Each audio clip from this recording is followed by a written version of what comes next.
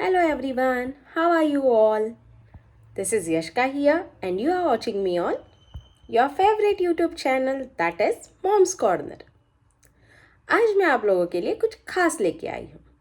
सोचो क्या खास होगा? वो है डैड्स के लिए। आज का टॉपिक है डैड्स के लिए स्पेशली। आज मम्माज के लिए कुछ लेके नहीं आई हूँ क्योंकि आज हम बात करेंगे डैड से। ओके, उससे पहले मैं चाहती हूँ जिस किसी ने भी मेरा चैनल को सब्सक्राइब किया है उनको मैं बहुत थैंक यू बोलूँ, और जिन्होंने नहीं करा है उनको मैं रिक्वेस्ट करती हूँ please subscribe my channel, like my videos and share with the people जिनको मेरी वीडियोस की ज़रूरत है। Thank you. चलो तो फिर आज हम बात करते हैं डैड से। सबसे पहला, डैड का रोल प्रेगनेंसी में क्या होता है और वो कितना इम्पोर्टेंट होता है एज अ पार्टनर को सपोर्ट करना। ओके, तो सबसे पहले हम बात करते हैं कि डैड कितने सुपर इम्पोर्टेंट कैसे होते हैं एंड उनका इतना बड़ा रोल क्या होता है। हर कोई सोचेगा अरे यार डैड का क्या इतना बड़ा रोल होता है, but yes it is really matters. Pregnancy means वो सिर्फ मॉम का काम नहीं है, it's a part of dad to take care your babies. तो बच्चे का ख्याल रखना डैड का भी उतना ही इन्वॉल्वमेंट होता है।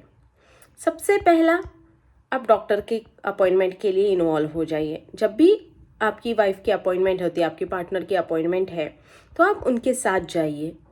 तो वहाँ पे बैठ के सारी चीज़ें डॉक्टर से समझिए, जिससे क्या होगा, एक तो आपके पार्टनर को बहुत सपोर्ट मिलेगा, दूसरा उनका पर्सनल इमोशनल लेवल भी अपग्रेड हो जाएगा, और तीसरी चीज़ ये होगी कि आप डॉक्टर के पास जाते हो तो आपको खुद को भी सारी चीज़ें समझ में आएगी कि क्या है क्या नहीं है, कहाँ पे कौन सी लेवल पे आप कनेक्टेड हो। जब कोई अल्ट्रासाउंड है या स्कैनिंग है तो बेबीज़ के छोटू से फ़ोटोज़ वगैरह देख के आपको बहुत अच्छा लगेगा, you can make a connection with your baby. दूसरा क्या होता है, आप जब डॉक्टर के पास हर बार जाते हो अपॉइंटमेंट के लिए तो उस टाइम पे आपको भी पता होती है क्या स्ट्रक्चर है क्या नहीं है। और घर में एज अ वुमन अगर वो उनको पता भी नहीं है कुछ टाइम पे प्रेगनेंसी में, अरे हाँ होता होगा नहीं होता होगा, बट एज अ फादर आप हर एक चीज़ डॉक्टर से पूछ सकते हो, चेक कर सकते हो, तो डॉक्टर आपको बता देंगे कि क्या है एंड क्या नहीं है। Next is emotional support. सबसे ज़्यादा प्रेगनेंसी में इमोशनल सपोर्ट की ज़रूरत होती है।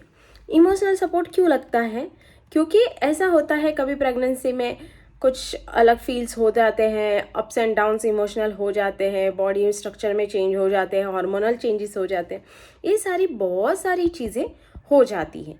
तो इन सारी चीज़ों को ख्याल रखते हुए अगर आप पर्सनल सपोर्ट करते हो तो बहुत बड़ा हेल्प हो जाता है आपके पार्टनर के लिए।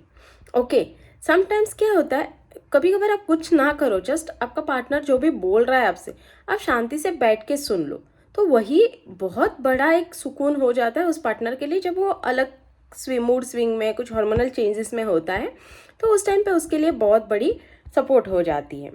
कभी कभार ऐसा होता है कि उनके फीलिंग्स को वैलिडेट करो, हाँ यार तुम्हें ऐसी ये तकलीफ हो रही है या तुझे कार्विंग हो रही है तो ठीक है हम ये लाएंगे या खाएंगे। इस तरह से आप उनको सपोर्ट करो उनकी फीलिंग्स में, जहाँ कि वो उनके लिए बहुत बड़ा इमोशनल सपोर्ट हो जाता है।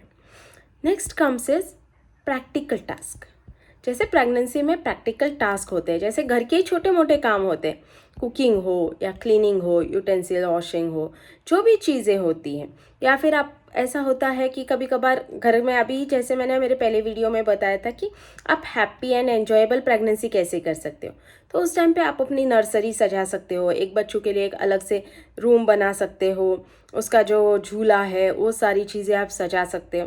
तो उस टाइम पे अगर आप उन अपने पार्टनर का हाथ बढ़ा देते हैं और दोनों मिलके साथ में ये चीज़ें करते हैं तो बहुत मतलब आपको खुद को भी एक सुकून मिलेगा, आपका खुद एक अटैच हो जाओगे बच्चे के साथ, और आपके पार्टनर को खुद को रियलाइज़ होगा कि अरे यार मेरा पार्टनर इतना सारा सपोर्ट कर रहा है मुझे, और आप खुद के लिए एक डैड वाला फीलिंग जो होता है ना वो आप बहुत अच्छे से फील कर पाओगे।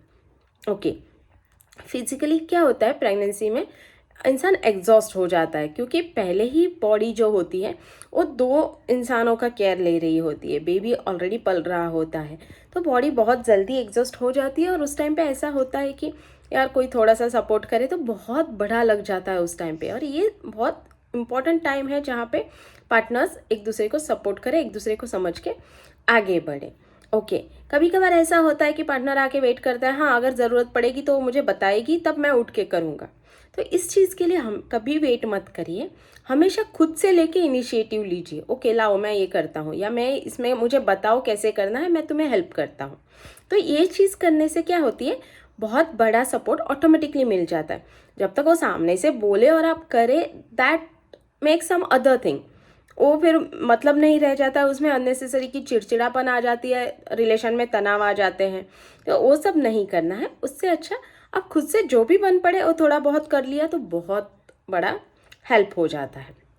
ओके, ये सारी चीज़ें आपको कब समझेंगी, जब आप खुद एडुकेटेड रहो, खुद आपको पता है कि प्रेगनेंसी में क्या चीज़ें आती हैं और क्या नहीं है, तभी आप ये एक्टिवली अपने हिसाब से कर सकते हो। तो आपको सबसे पहला ज़रूरत है कि आप खुद समझ लो कि प्रेगनेंसी में वुमन कौन से स्टेज से गुजरती है, उसको क्या चाहिए होता है, क्या नहीं चाहिए होता, इन सब चीज़ों के बारे में आप सबसे पहले समझ लो। तो उसके लिए आपको क्या करना पड़ेगा, जैसे मेरे वीडियोस गो थ्रू करने पड़ेंगे, जहाँ मैं इन डिटेल पूरा प्रेगनेंसी के बारे में बताती हूँ, स्टार्टिंग स्टेज से लेके। या ऐसे मेरे जैसे बहुत सारे यूट्यूबर्स हैं जो बहुत सारे वीडियोस आपको अवेलेबल हैं, तो आप गो थ्रू कर सकते हो, बुक्स पढ़ सकते हो जहाँ से आप बहुत सारी चीज़ें समझ सकते हो, या फिर कुछ डाउट है, कुछ कंप्लेंट्स है, कुछ ऐसा चीज़ें हैं जो समझ में नहीं आ रही है, तो आप मुझे कमेंट भी कर सकते हो, जहाँ पे मैं आपको अपने सवालों के जवाब दे सकती हूँ। तो इसमें क्या होगा, आप ये चीज़ें आपको पता रहेगी तो आपको खुद को भी एंग्जाइटी नहीं रहेगी। कभी कभार क्या होता है कि आप भी ऑफिस से कभी थके हारे आ जाते हो और कुछ आपके पार्टनर ने बोला यार ये क्या है, ऐसा एंग्जाइटी हो जाती है। बट आप अगर ऑलरेडी उस चीज़ से खबर हो, आपको पता है कि अरे हाँ ये चीज़ ऐसी होती है, तो फिर आप में एंग्जाइटी नहीं होगी, तो आप भी वो चीज़ बहुत अच्छे से समझ पाओगे, जिससे चल के आपको और बेबी को मतलब आप जो तनाव ना हो, तो ऑटोमेटिकली आपका बेबी बहुत हेल्दी होगा और हैप्पी बेबी होगा। Okay, next is bond with the baby.